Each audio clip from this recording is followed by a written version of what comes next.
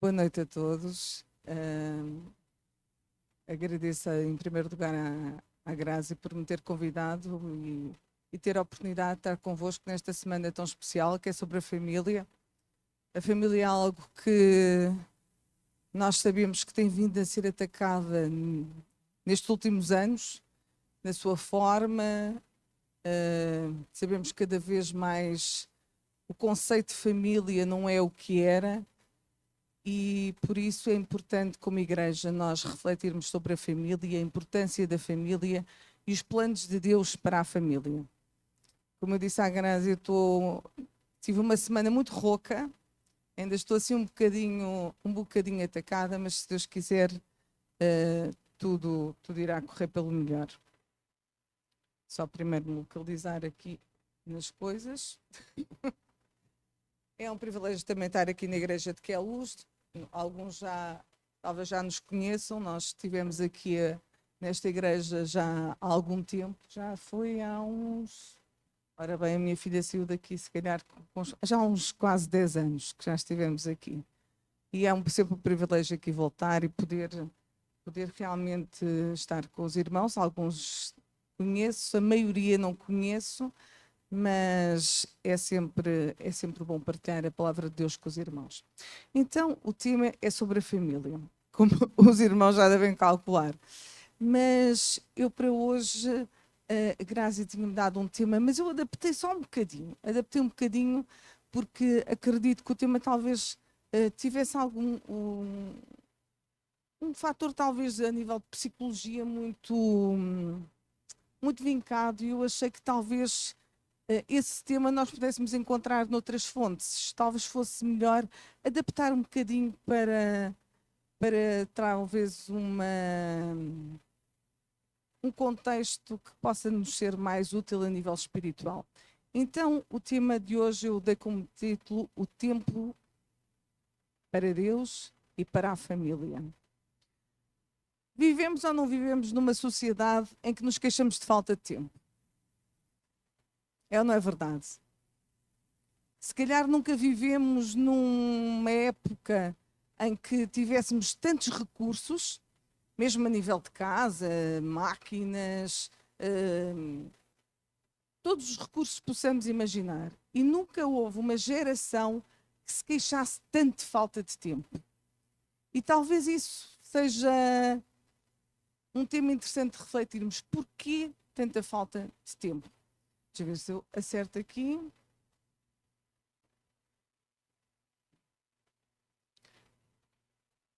Antes de entrarmos no tema propriamente dito, eu gostava que pensássemos um bocadinho na brevidade da vida. Porque eu acho que talvez seja aquilo que nos ajuda a centrar-nos e a percebermos que estamos aqui de passagem. Muitas vezes nós vivemos aqui como se fôssemos aqui ficar, como se tudo isto aqui não acabasse, e isso leva-nos a não valorizar aquilo que Deus tem para nós. Eu gostava de ir a este primeiro texto. Já vou ter que vir aqui porque ali vejo um bocadinho mal. Que diz-me assim: faz-me conhecer, Senhor, o meu fim e a medida dos meus dias qual é, para que eu sinta quanto sou frágil. Está em Salmos 39:4. Será que nós sentimos essa fragilidade da vida? Muitas vezes nós não sentimos essa fragilidade até aparecer uma doença, até alguém que nós amamos muito morrer. Muitas vezes nós achamos que temos a vida como garantida, até que vem um momento em que nós compreendemos a fragilidade da vida. E por isso na Bíblia muitas vezes diz que até um funeral é melhor do que um momento festivo ou um banquete. Porquê? Porque nessas horas, quando nós estamos num funeral, nós percebemos que, apesar de ser um momento triste, nós compreendemos o final desta vida e compreendemos o sentido desta vida. E é bom nós percebermos a fragilidade que há na nossa vida. É curioso que nós estamos a estudar Salmos, não é? Na escola sabatina, e aqui vemos só refletir também. Este, por acaso, é em Tiago e diz: digo-vos que não sabeis o que acontecerá amanhã. Porque o que é a vossa vida? É um vapor que aparece por um pouco e depois se desvanece. Nós muitas vezes fazemos planos, dizemos: daqui a 3 anos vou fazer isto, daqui a 4 vou fazer aquilo, amanhã vou fazer não sei o quê. Nós nem sabemos se saímos daqui hoje. Qual de nós aqui sabe o que irá acontecer daqui sequer a 5 minutos? Nós até às vezes vimos, não é? Cada vez, às vezes, vê-se mais situações em que a pessoa está aqui e de repente cai para o lado.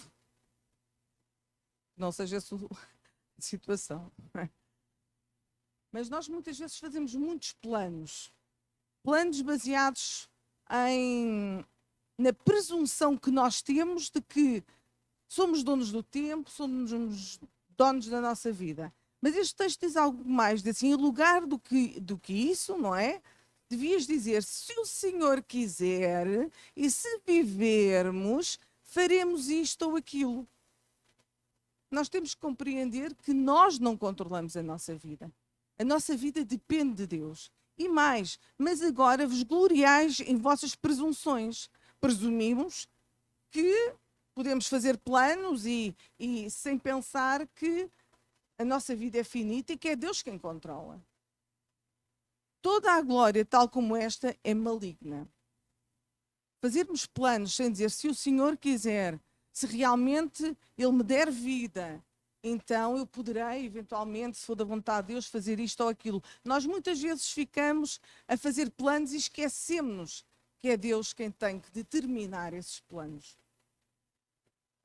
Avançando ainda um bocadinho para nos dar um pouco este contexto da nossa fragilidade, vem em Salmos 90:12 que nos diz: ensina-nos a contar os nossos dias de tal maneira que alcancemos corações sábios.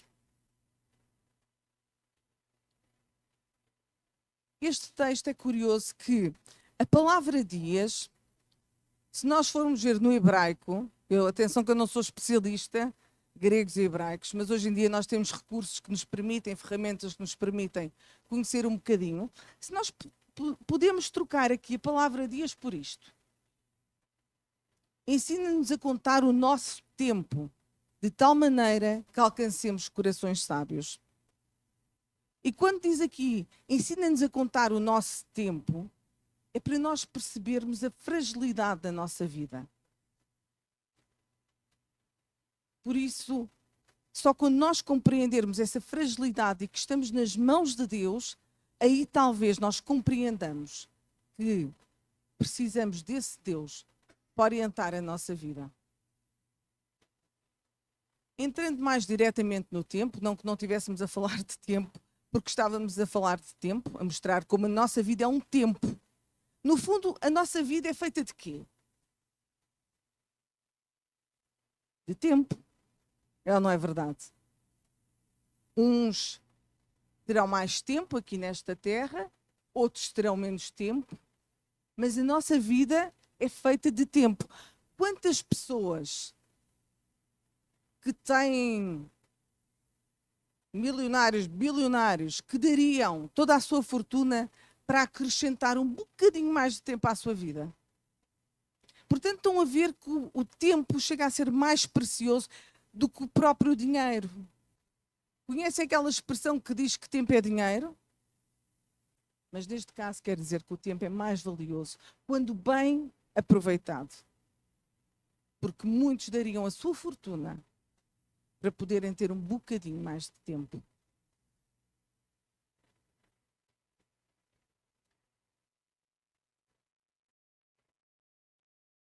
Este texto de Ellen White diz: o tempo é um dos valiosos talentos que Deus nos confiou e pelo qual nos faz responsáveis. Agora reparem, é Deus quem nos dá a vida, é ou não é verdade? E o que é que nós estamos a fazer com a nossa vida? Estamos a usar a vida para o que queremos, para nos divertirmos, para buscarmos as riquezas deste mundo, ou estamos a usar um tempo que é de graça, não só de graça gratuita, mas de graça para nos prepararmos para a vinda de Cristo, que nós percebemos pelos tempos que corre que está breve? Será que nós estamos a usar esse dom da forma que Deus quer? Ou estamos a usar esse dom de Deus usurpando como se fosse algo que é nosso? Por isso é que eu há pouco mostrava a fragilidade da vida. Para nós termos consciência de que o tempo não é nosso. O tempo é um dom de Deus.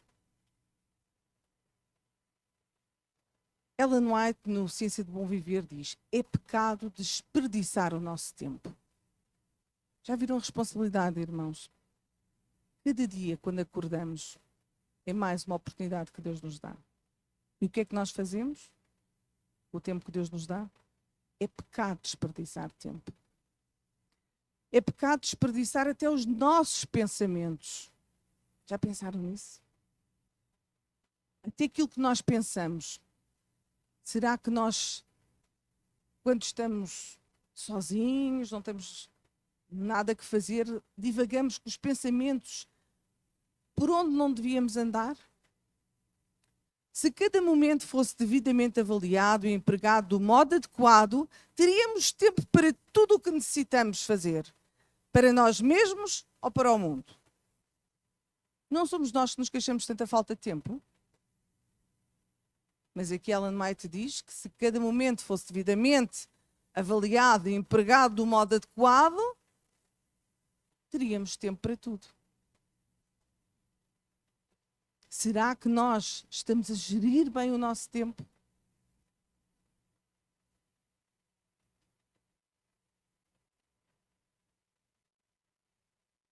Em Efésios 5, de 15 a 17, eu estou a projetar os textos para talvez ser mais breve, embora eu goste de que possamos abrir a Bíblia. Mas em Efésios 5, 15 a 17 diz: portanto, vede prudentemente como andais, não como néscios, ou como tolos, ou como loucos, mas como sábios, remindo o tempo, porque os dias são maus.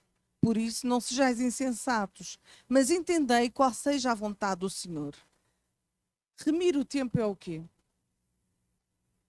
Se nós andamos a gastar o tempo indevidamente, se nós andamos, de certa forma, a usar o tempo que não nos pertence, mas que pertence a Deus e que Ele nos concede para que o usemos para a sua glória, é hora de remir o tempo. O tempo que gastamos, podemos voltar atrás e aproveitá-lo? Não. Mas podemos decidir hoje, a partir de hoje, aproveitar o tempo que Deus nos deu, de forma a poder glorificá-lo e a poder usá-lo segundo a vontade de Deus. Mas para isso nós precisamos a cada manhã buscar a Deus. E a cada manhã pedir: Senhor, ajuda-me para que neste dia eu possa brilhar para Ti. Se a primeira coisa que nós fazemos, e muitas vezes fazemos, em vez de ser pegar na Bíblia, ajoelhar-nos, isto, irmãos, acontece com todos. Não é só convosco, é também comigo. Muitas vezes o que é que nos acontece? A primeira coisa que fazemos, pegamos no telemóvel. E não é para ver as horas. Às vezes é para ver se alguém nos escreveu, se tivermos uma notificação na rede social de alguém, porque a gente até pôs lá uma coisa e está à espera que comecem a mandar uns gostezinhos, uns corações. Se em vez disso nós começássemos o nosso dia a entregá-lo a Deus e a pedir a Deus: Senhor, dá-me sabedoria neste dia para usar o tempo que Tu me estás a conceder, pela bênção que Tu me estás a dar de poder acordar para um novo dia, então talvez nós fôssemos mais sábios e passássemos a remir o tempo.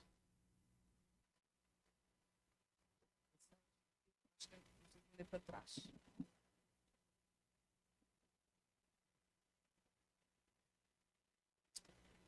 Há aqui um texto de Ellen White que diz: alguns, temendo sofrer perda de tesouros terrenos, negligenciam a oração e o reunir-se para a adoração de Deus, para que tenham mais tempo para dedicar às suas lavouras e aos seus negócios. Mostram, por suas obras, a que mundo eles dão maior valor. A que mundo é que nós estamos a dar maior valor? Ao mundo daqui? Lembram-se daquele texto que diz que a nossa pátria, a nossa cidade não é aqui? Que nós aguardamos novos céus e nova terra? Nós somos peregrinos aqui, portanto, o meu mundo não é aqui. Há uma música que diz isso, não é? Mas muitas vezes nós mostramos pelas nossas obras a que mundo damos mais valor. E mostramos não só aos nossos irmãos, não só àqueles que não são crentes, mas à nossa própria família. Nós mostramos que mundo damos mais valor. Nós mostramos aos nossos próprios filhos a que mundo nós estamos a dar mais valor. Sacrificam privilégios religiosos que são essenciais para o seu crescimento espiritual pelas coisas desta vida e deixam de obter o conhecimento da vontade divina. Deixam de obter o conhecimento da vontade divina porquê? Porque Deus não quer revelar? Porque não a buscam. Estão muito ocupados.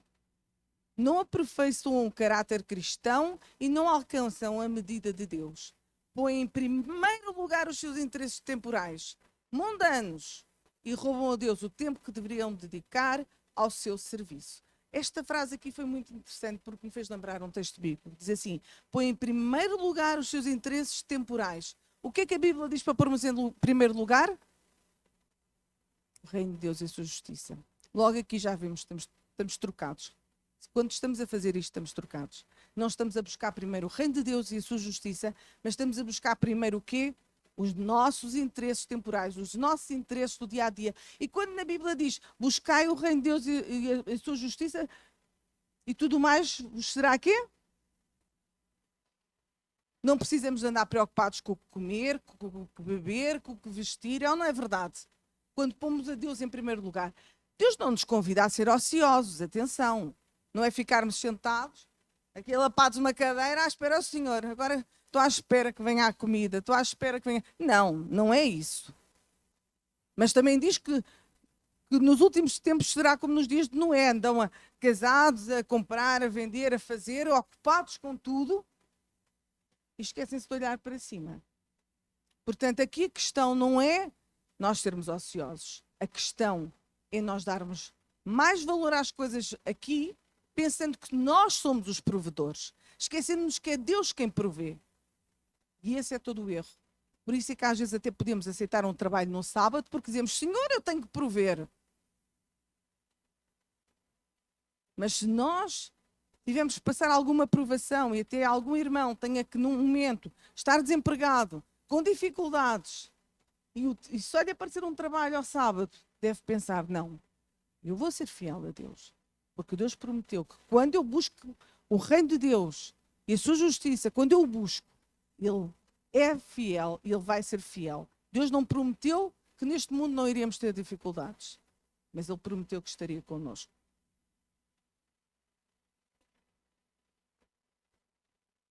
Este texto aqui de Ellen White diz, o irmão e a irmã D, era um casal na altura que ela conheceu, têm deveres no lar aos quais negligenciaram.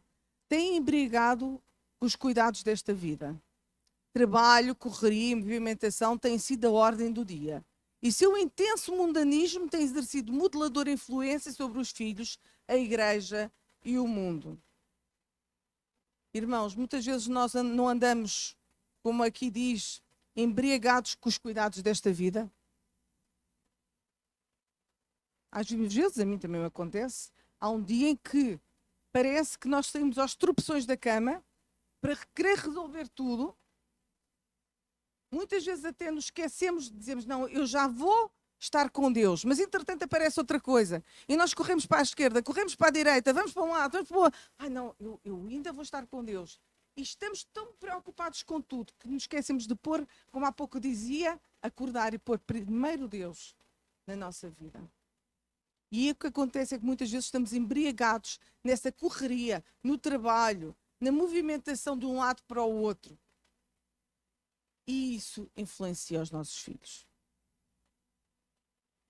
Nós esquecemos, principalmente quem tem filhos mais pequenos, e mesmo maiores, mas que ainda estão em casa. Nós esquecemos que tudo aquilo que nós fazemos vai influenciá-los. E a forma como eles nos veem lidar com as situações, os desafios da vida vai-lhes mostrar se nós pomos a confiança na força do nosso braço ou se pomos a confiança em Deus. Aqui um exemplo. A criança aprende pelo exemplo. Nós vemos tantas situações dessas e provavelmente quem tem filhos, mesmo que eles estejam mais velhos, já lembra-se que quando eles são mais pequenos, então eles têm tendência muito a imitar os pais, às vezes, não é? Ou os meninos a querer calçar os sapatos de salto alto da mãe, ou mesmo os comportamentos, às vezes até expressões. E nós esquecemos que é muito importante esse exemplo, porque nós podemos falar aos nossos filhos de Deus. É importante fazer o culto familiar, tirarmos um tempo para estarmos com os nossos filhos em oração e a estudar a palavra de Deus. É importante trazê-los à igreja? É. Mas tudo isso não vai ser suficiente se depois, quando eles nos virem enfrentar os desafios da vida, nós não pusermos Deus em primeiro lugar. Se quando eles nos virem perante um problema, não nos virem ajoelhados a pedir a Deus e orar com eles, Senhor, ajuda-nos, nós estamos a passar por esta dificuldade. És tu quem nos pode ajudar. Nós podemos fazer a nossa parte e tentar resolver, mas precisamos dessa ajuda. E quando os nossos filhos nos veem a lidar com as situações de joelhos, eles percebem a quem é que nós servimos. Num jornal, penso que foi no Jornal Expresso, já o ano passado, diz que as crianças passam mais tempo na escola do que os pais no trabalho. Nós vemos, lá está, os pais estão muito nesta correria desenfreada em busca de...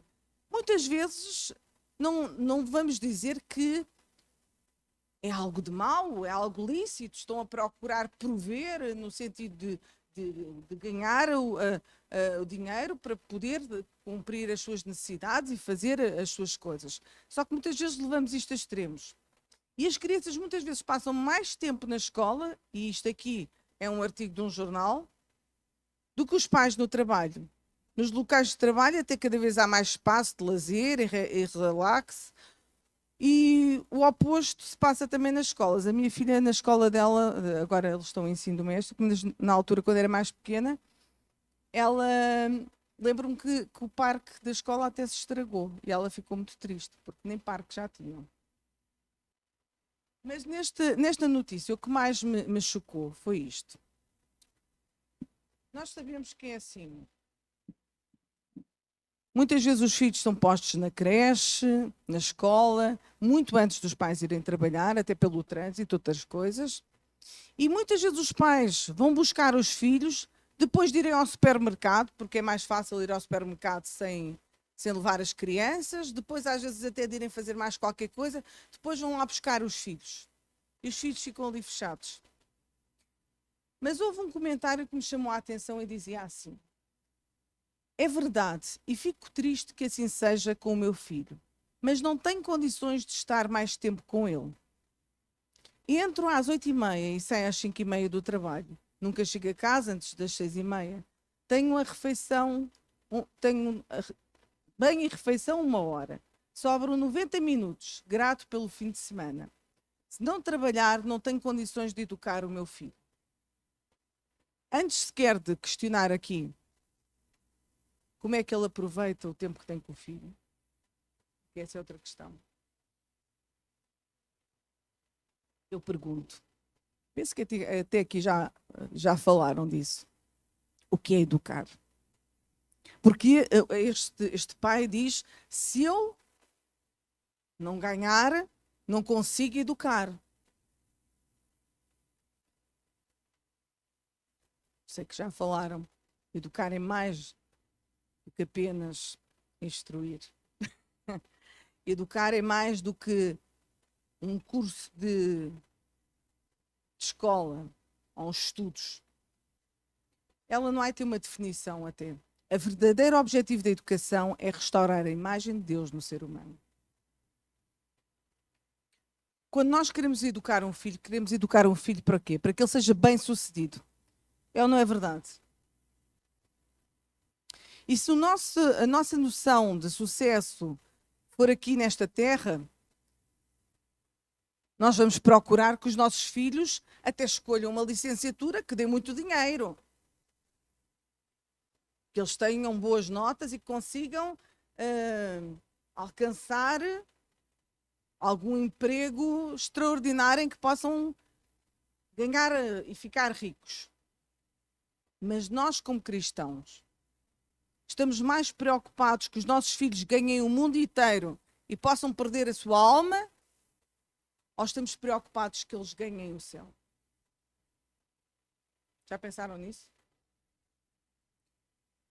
Muitas vezes nós preparamos os nossos filhos e estamos preocupados com os nossos filhos que eles estudem a matemática, a fisicoquímica, o estudo do meio, a história, que eles estudem tudo. Se no dia seguinte têm um teste, estudem. Mas estamos nós preocupados que os nossos filhos estudem a Bíblia? Estudem a escola sabatina? Estudem qualquer coisa que os aproxime de Deus? Ao fazermos isso, irmãos, e eu própria já fiz isso. Já me distraí também, muitas vezes.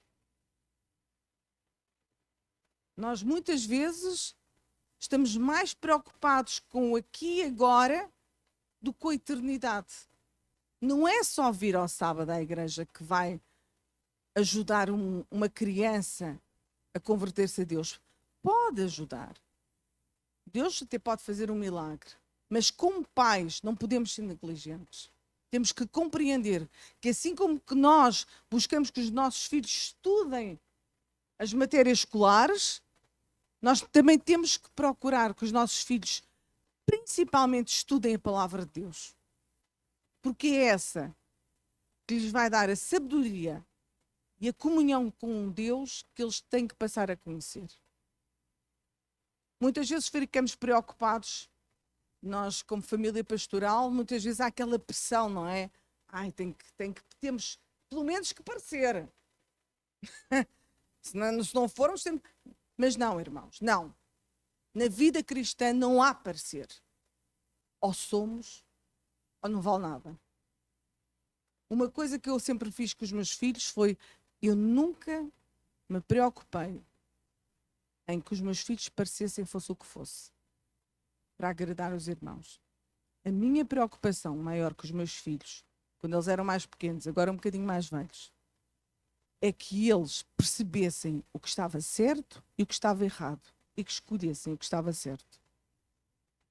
Nunca quis que eles parecessem algo que eles não compreendiam ou não aceitavam. Porque, irmãos, nós não vivemos para parecer.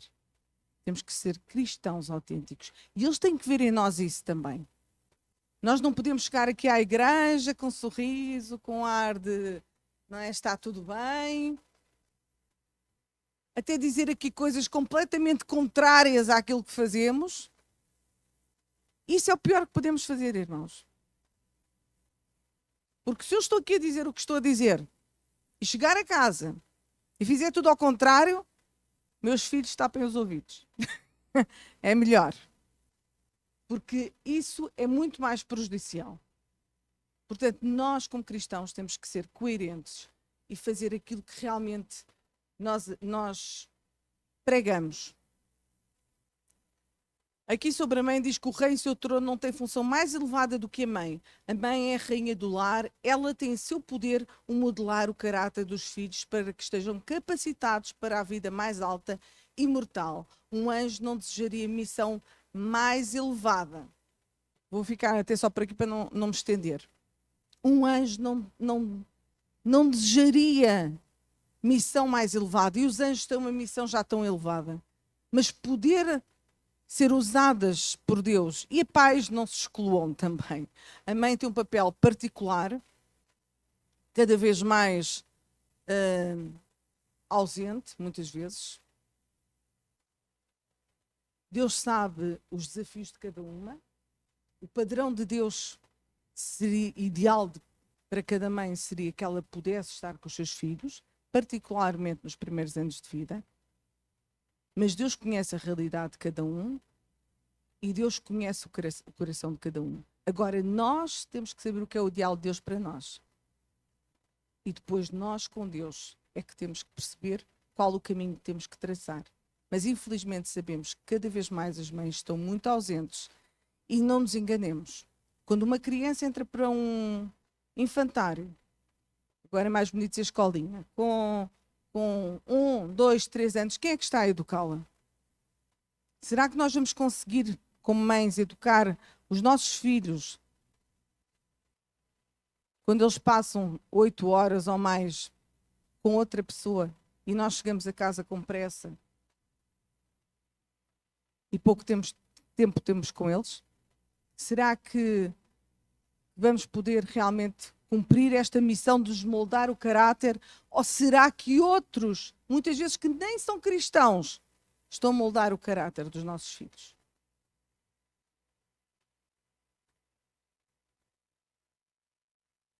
Vou saltar aqui um bocadinho. A pergunta que eu coloco é: será que não temos mesmo tempo?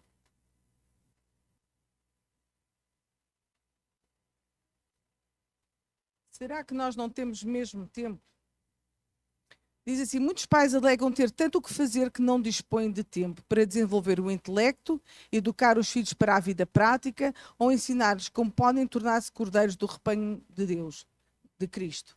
Só por ocasião do juízo final, saltando, os pais compreenderão o quase infinito valor do tempo que desperdiçaram.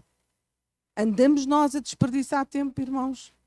E por isso dizemos que não temos tempo.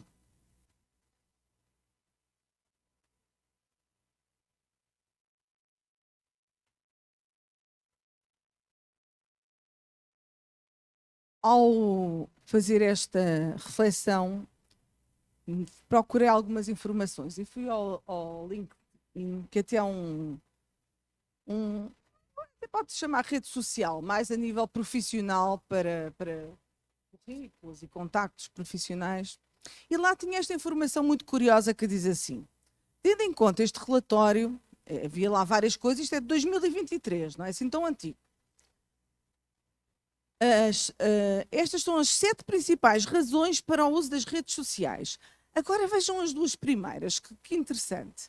Diz assim: manter o contato com amigos e família.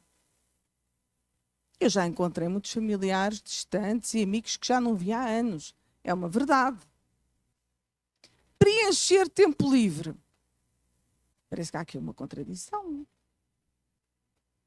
Então, mas nós não nos queixamos de falta de tempo? E uma das principais razões que nos levam a ir para as redes sociais é para preencher o tempo livre? Não acho um bocadinho contraditório? Será que nós não andamos um bocadinho baralhados? Será que nós não achamos que temos tempo? Porque como vimos atrás, e Ellen White dizia, nós não sabemos gerir o nosso tempo porque não o entregamos a Deus. Este primeiro do manter de contato com amigos e família é mais ou menos assim. Estão a ver esta imagem? É-vos muito estranha?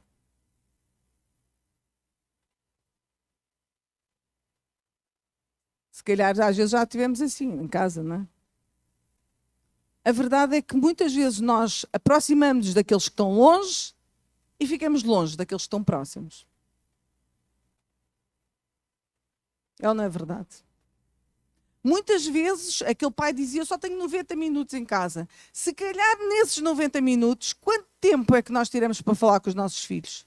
Para perceber como é que eles se sentem? O que é que se passa? Quanto tempo tiramos para nos reunirmos em culto familiar, em oração, em leitura e estudo da palavra, estudo das profecias, daquilo que se está a passar no mundo? Quanto tempo é que tiramos? Mas uma das razões para estarmos nas redes sociais é porque temos tempo livre. E não usamos esse tempo livre para a nossa família. Muitas vezes o marido e a mulher nem falam. Ou eventualmente os dois estão ali a falar. Também já aconteceu com o meu marido e comigo.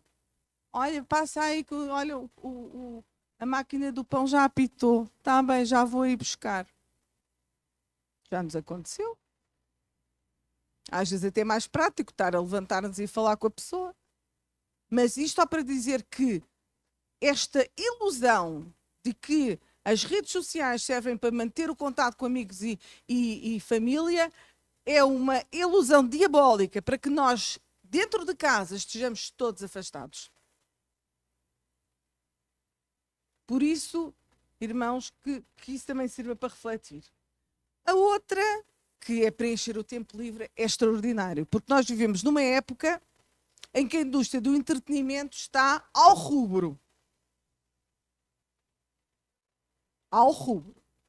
Nós temos todos os aparelhos, tudo para vermos o que devíamos e não devíamos, para ouvir o que devíamos e não devíamos. E nós temos aqui esta notícia. Netflix registra números recorde de assinantes e vai subir preços. Não se esqueçam da lei da concorrência, não é? Assim, quanto maior a procura, aumenta os preços. Agora pergunto-vos, irmãos, estamos nós a gastar dinheiro daquilo que não é pão?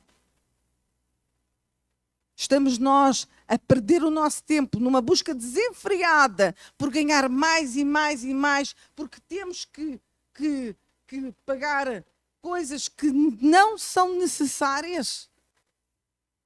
Pelo contrário, muitas vezes nós perdemos tempo sentados a assistir a programas feitos na sinagoga de Satanás.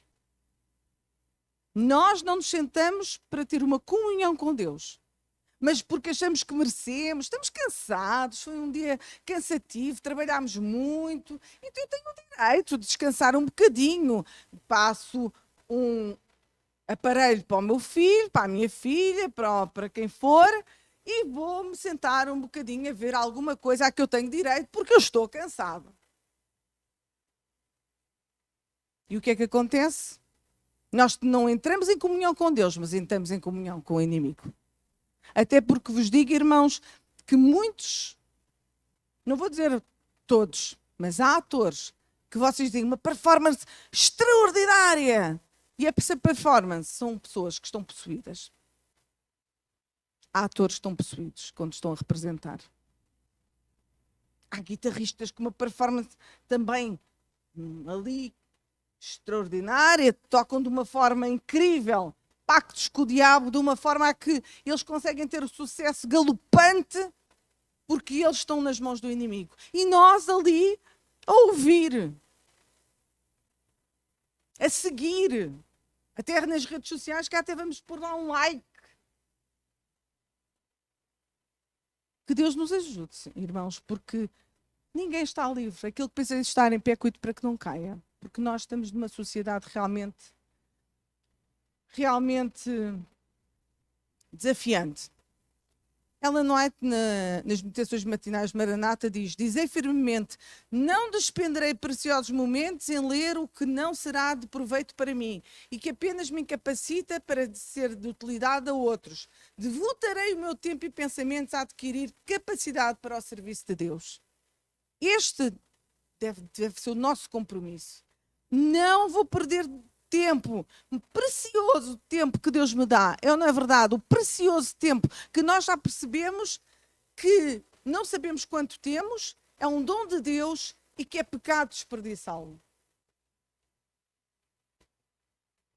E fecharei os meus olhos a coisas fúteis e pecaminosas. Salmo 101 até diz, não porei coisas más diante dos meus olhos. Este outro texto que dizei firmemente, o precioso tempo está passando rapidamente. Está ou não está, irmãos? Nós compreendemos que estamos a viver tempos finais da história desta terra. Se nós não compreendemos, o inimigo compreende que tem pouco tempo. O inimigo compreende que tem pouco tempo lhe resta. Satanás agrada-se a ver a distração das mentes que deveriam estar empenhadas no estudo das verdades que têm a ver com as realidades eternas. Devíamos estar a preparar os nossos filhos para os acontecimentos que em breve poderão se dar nesta terra. Acontecimentos, como Ellen White diz, que se calhar nunca houve até aos dias de hoje. Mas não temos que temer, irmãos. Nós temos um Deus que, se permitirmos, Ele quer conduzir a nossa vida. E é isso que nós temos que ensinar aos nossos filhos. a depender desse Deus, aconteça o que aconteceu, como aquele povo valdense, provavelmente os irmãos já ouviram falar, eles preparavam os seus filhos para as dificuldades, para levar a palavra, sabendo que podiam ser perseguidos e mortos. Muitos, quando saíam para estudar, eles diziam até amanhã da ressurreição, irmãos, porque eles não sabiam se voltavam a ver os filhos. E nós, o que é que estamos a fazer com os nossos filhos, irmãos? Muitas vezes estamos a dedicá-los a mamon.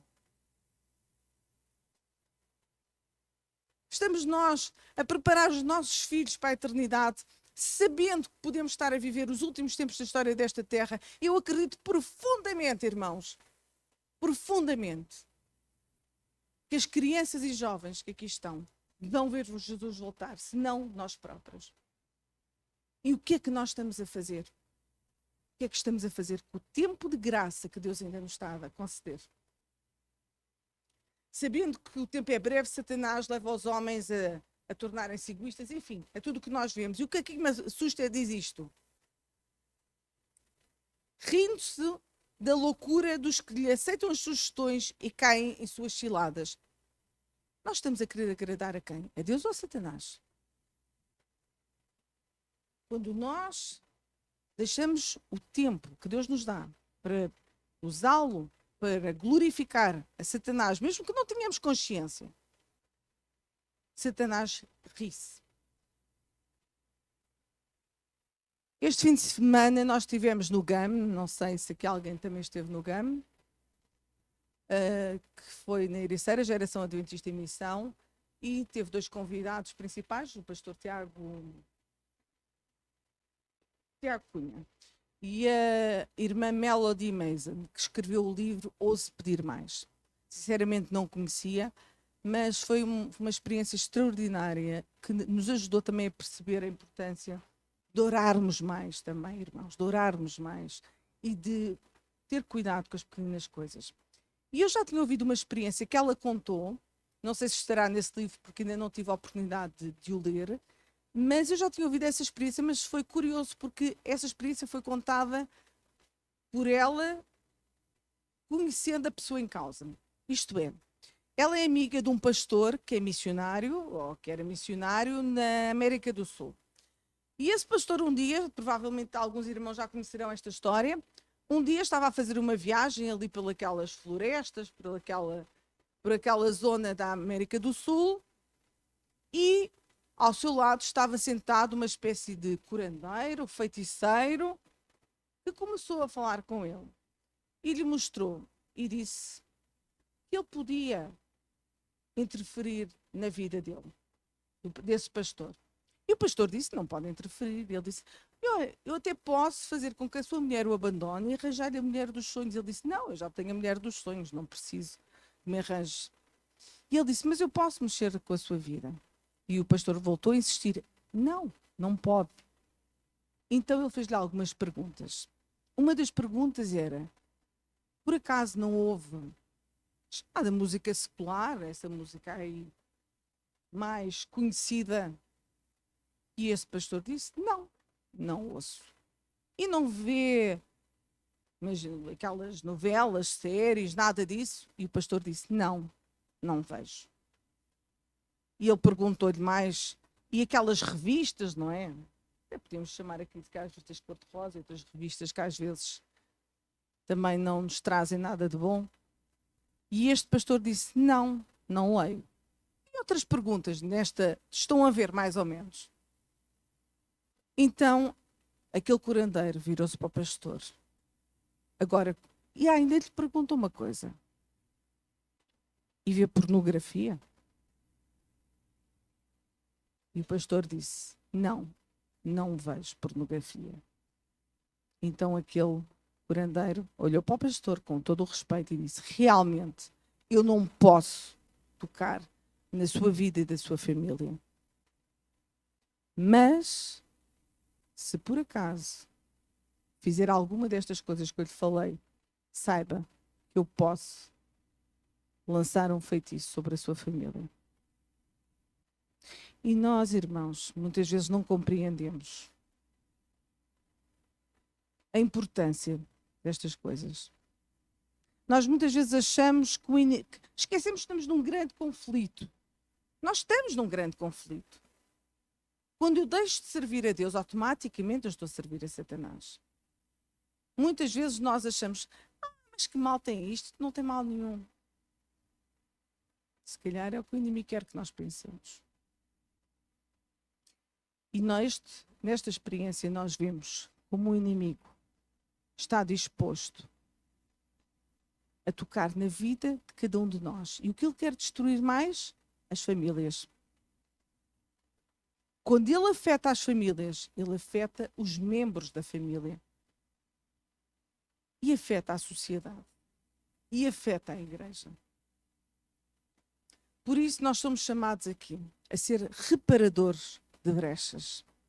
Em Isaías 58:12, eu até ia pedir a alguém que lesse, apesar de estar ali sempre então podem ler do ecrã. Alguém que possa ler o que está ali escrito. Mas alguém pode ler o texto que está ali escrito?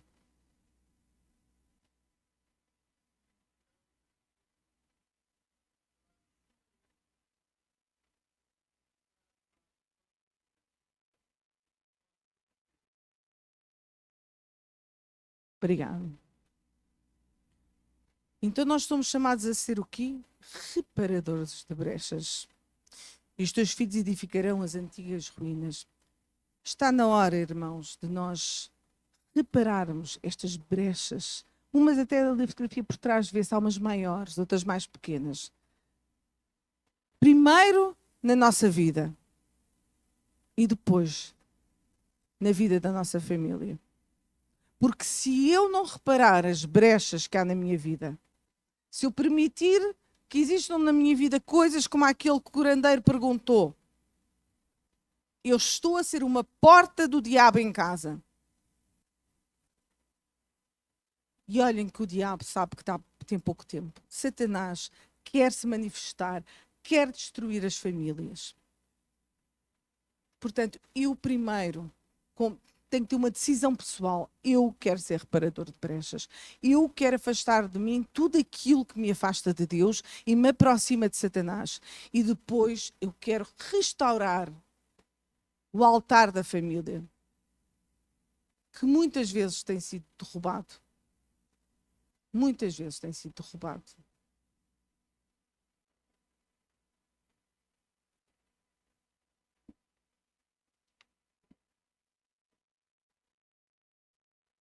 Neste texto nós vemos aqui: se o Senhor não edificar a casa, em vão trabalham os que edificam. E curiosamente, como disse há pouco aqui também, nós podemos substituir de forma a compreendermos melhor. E diz: se o Senhor não edificar a família, em vão trabalham os que edificam. Se não for o Senhor a edificar a nossa vida, em vão são os nossos esforços. Nós temos que cooperar com Deus. Mas é Deus quem pode mudar o coração de cada membro da família. Nós muitas vezes ouvimos, nós não podemos mudar o coração do marido, da mulher. Claro que não. Mas nós podemos orar para que Deus mude o que nós vemos, que no nosso cônjuge, nos nossos filhos, não está bem. Primeiro, em mim. E depois, naqueles que me rodeiam, eu devo ver e orar. Alertar. Posso alertar, mas orar. Porque só Deus pode mudar o coração. Estamos a edificar a nossa casa na rocha ou a casa na areia? Como vimos há pouco, substituindo, podemos edificar a nossa família na rocha ou na areia? Se nós estivermos a edificar na rocha que é Cristo, vamos ter uma família em que podemos dizer, como Josué: eu e minha casa serviremos ao Senhor. Mas se temos vindo a construir na areia, se temos vindo a ser negligentes, se estamos distraídos, que Deus nos ajude a que nós possamos buscar a Deus e afastar tudo da nossa vida que nos está a fazer ter os alicerces na areia. Aliás, na areia nem há alicerces que aguentem. É uma casa que não é alicerçada. E basta vir um temporal e ela cai. E irmãos, nas famílias, nós sabemos, temos muitos temporais. Temos muitos desafios. Mas quando estamos alicerçados em Cristo, nós ficamos firmes, mesmo que tudo à volta caia. E põe-se esta pergunta. A pergunta que lhes compete fazer é: estou formando uma família para fortalecer a influência e engrossar as fileiras dos poderes das trevas, ou estou suscitando filhos para Cristo? O que é que nós estamos a fazer com os nossos filhos, irmãos? Há aqui um texto de Ellen White que eu vou-vos ler. É um bocadinho duro, mas diz assim: preferiria ver os meus filhos baixarem à sepultura, a vê-los seguir o caminho que conduz à morte. O terrível fato de haver eu criado filhos para combater contra o Deus do céu, para aumentar as fileiras dos apóstatas nos últimos dias, para marchar sobre a negra bandeira de Satanás, seria para mim um pensamento verdadeiramente horroroso. Qual é o pai ou a mãe que quer ver o seu filho morto? Acredito que não há aqui ninguém. Mas será que nós preferiríamos que os nossos filhos morressem agora e um dia estarem na eternidade? Ou que gozem esta vida e um dia morram para a vida eterna? A verdade é que os nossos filhos crescem. E pode haver aqui irmãos que estão a sofrer porque os filhos fizeram escolhas erradas. Mas nós temos um papel ainda a fazer. Orar por eles. Deus sabe os desafios. Deus sabe que muitas vezes nós demos o nosso melhor, as nossas imperfeições. Deus completa a cada um de nós, irmãos, um incompleto cá em nós, quando nós damos o nosso melhor. Mas às vezes eles afastam-se, às vezes há desafios. Mas, irmãos, não desistam de orar pelos vossos filhos. Pelos vossos filhos que vocês um dia entregaram ao Senhor. Eu lembro-me sempre da mãe de Moisés. Quando Moisés, ele mata o homem e se vai embora, pode ter sido o último episódio que a mãe de Moisés tenha assistido do seu filho. Pode nunca mais ter tido notícias. Quando ele volta ao Egito, já não ouvimos falar da mãe de Moisés. Será que a mãe de Moisés soube alguma vez que o seu filho foi o grande homem que foi? Ou será que a mãe de Moisés só ficou a saber que o seu filho matou e fugiu? Por isso, irmãos, continuemos a interceder pelos nossos filhos que possam estar a passar por momentos em que estão mais longe de Deus. Porque ainda há outro capítulo que pode ser acrescentado à história deles, como foi acrescentado na história de Moisés. Mas que nós realmente possamos ter esta consciência que precisamos ser reparadores de brechas, que precisamos de reerguer os altares, derrubar os altares que nós temos feito a Satanás da nossa casa. Precisamos derrubar, irmãos. Não há maneira de servir a dois senhores. Não há maneira de nós termos altar a Deus e altar a Satanás um ao lado do outro. Ou servimos a Deus, ou servimos a Satanás. Gostaria só, para terminar, de ler aqui um texto em Salmos. Quem quiser abrir, Salmos 39, começando no verso 4. Salmos 39, 4.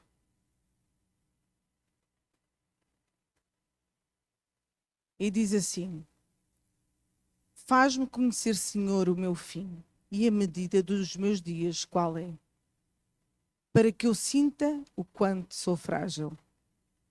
Não foi isto que nós falámos no início? Eis que fizeste os meus dias como a palmos. O tempo da minha vida é como nada diante de ti.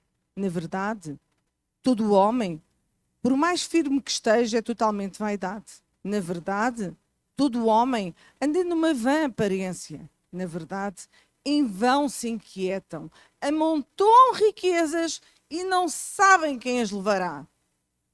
O que é que adianta andarmos aqui a amontoar riquezas? Agora, pois, Senhor, que espero eu? A minha esperança está em ti. A esperança que nós temos, irmãos, está em Deus.